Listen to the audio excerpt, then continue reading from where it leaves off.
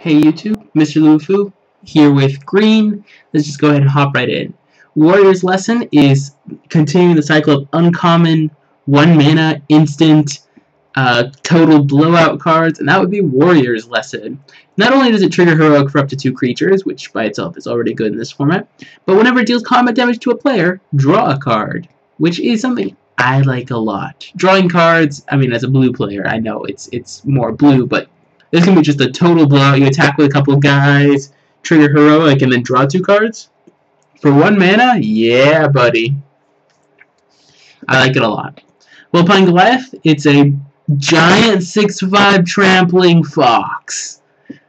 Fear the giant fox. I think it's okay.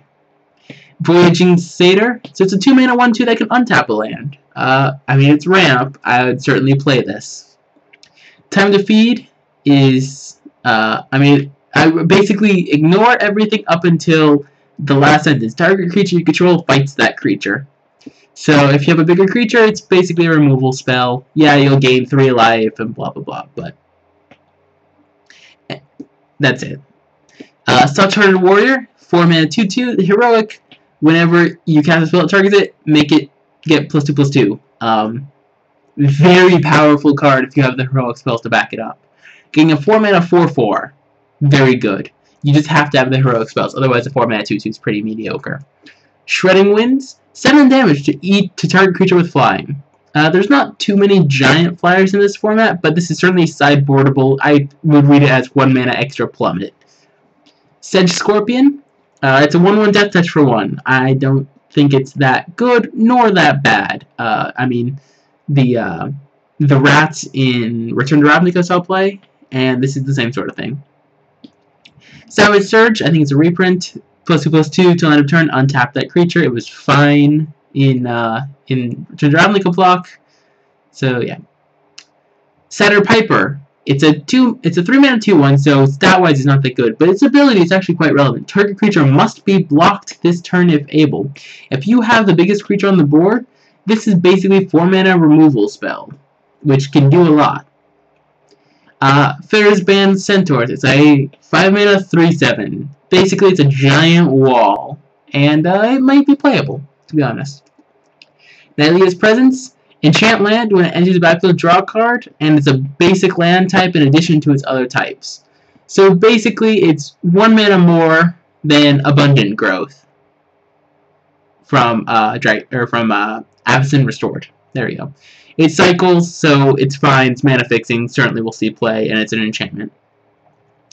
The fact is that it's not an enchant creature, though, means it doesn't trigger heroic. Nylea's Emissary. It's a 3/3 trample for 4, so slightly better hill giant that you can also bestow for 6, and it's going to get +3/+3 in trample. Another good, I like the emissaries, as I've said in previous videos. Nylea's Disciple, if you have, it's a 3/3 for 4, that when it comes into play adds green. You just have to be at least. So you have to be able to make use of that mana, otherwise it's just a 4 mana 3/3, and yeah, mice. Nemesis of Mortals. It's a, 6 mana, 5/5. They cost 1 less for each creature card in your graveyard, and has Monstrosity 5 that costs 1 less for each creature card in your graveyard. So it can be a green 5/5, which is not bad. I think this card's quite powerful just because there's very few ways to deal with 5 toughness creatures in this format. So just even like a 4 mana or 5 mana 5/5 is good in this format. Feral Invocation. It's a 3 mana flash, enchanted creature gets +2/+2. Triggers heroic, which is good. It's kind of like a counter target burn spell, but yeah, I think it's only okay. Defend the Hearth. Prevent all combat damage to be dealt to players this turn. Don't play this. It's fog, basically. Artisan Sard. Store target artifact or enchantment. Scribe 2. Certainly sideboardable if they have a lot of good enchantments. Mostly enchantments in this format than artifacts, but it's not bad.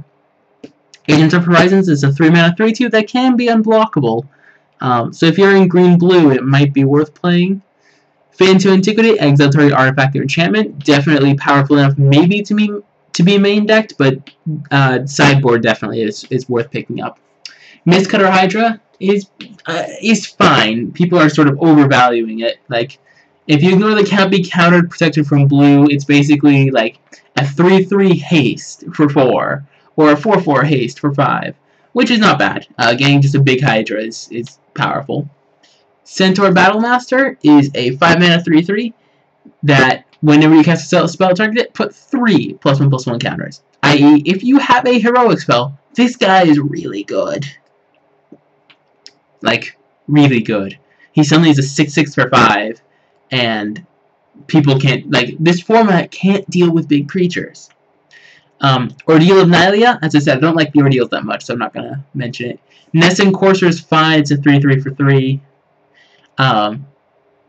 Boon Satyr, very powerful, I think. A 4/2 flash with Bestow can do a lot of work. I think it's a very powerful rare.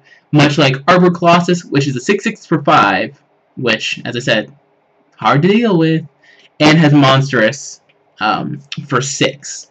So even if you just hit your land drop, it can just blow up a creature with flying. I like Arbor Colossus a lot. Triple green is the only restrictive cost. Nylea, I mean, it's a god. You play it. That's it.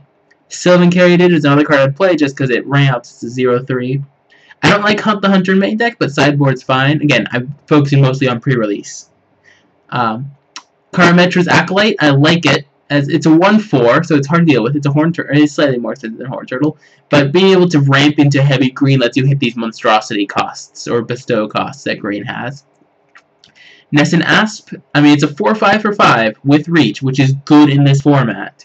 As I said, 5 toughness, magic number, and it can be monstrous eventually.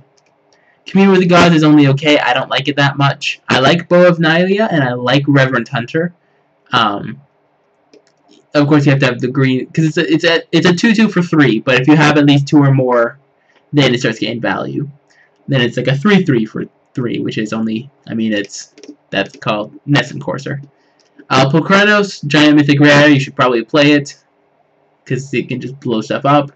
I don't like Enthusa, to be honest. Though, now that I know the whole set, the fact that she's a 4/5 for 5 is better. Yeah, you get 3 lands, become 2/2 warriors, but if you attack and they have creatures to block, they might just block your lands, and then you'll be sad, because you won't have lands. I don't like Saturnheadiness, and I like Leafcrown Dryad. Okay, that's going to be it for this episode. Thank you guys for watching. Rate, comment, subscribe, and make sure to check out the other colors.